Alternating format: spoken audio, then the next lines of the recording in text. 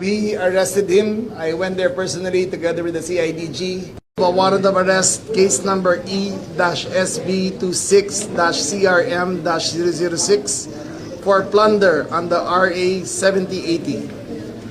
The following are enjoined to arrest: Chief of Police, San Juan City; Provincial Director, Regional Director, NBI, the Director, NBI, NCRPO, and Chief PNP, and the CIDG. You are hereby commanded to arrest Jose Jinggoy Pimentel Estrada, Manuel Manligas Bonoan, Denril Cesar Sages Cortuna, Manny Bumagat Blusan, Arthur Lobres Gonzalez, who stand charged above stated crime, and bring them therefore to the court to be dealt with the law and the rule of court. Direct, no bail. Quezon City, Philippines, on 1st day of June 26, signed Honorable Zaldi V. Trespeses, Chairperson, Associate Justice. At approximately 3:30 p.m., I arrived at the Senate to implement the warrant of arrest. Wala nang pong maganap na nangyari.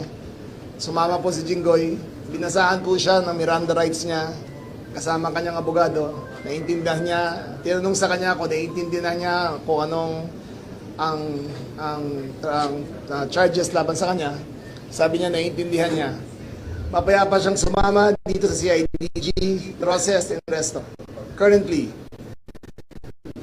4 of 5 2 are already in the Sandigan Bayan. 2 are on their way to the Sandigan Bayan on the 5th Division. Secretary Bonoan is on his way to the hospital because his hypertension was listed at 192/100. He will be kept there for an indeterminate amount of time before he stabilizes, and when the doctor says that he is fit to stand trial, then he will be brought to the Sandigan Bayan. Meanwhile, full security po siya, hindi po siya makakalabas at restricted access papunta sa kanya. Senator Jinggoy cooperated fully together with the other accused. They were found to be in good health and are now on their way to face the courts. Questions? Sir, nakunan kayo ni Senate SP Alan Cayetano na parang medyo nagtatalo pa kayo. Was he requesting for you not to arrest him? No. The question was whether yung separation of the executive and the judiciary and the legislative.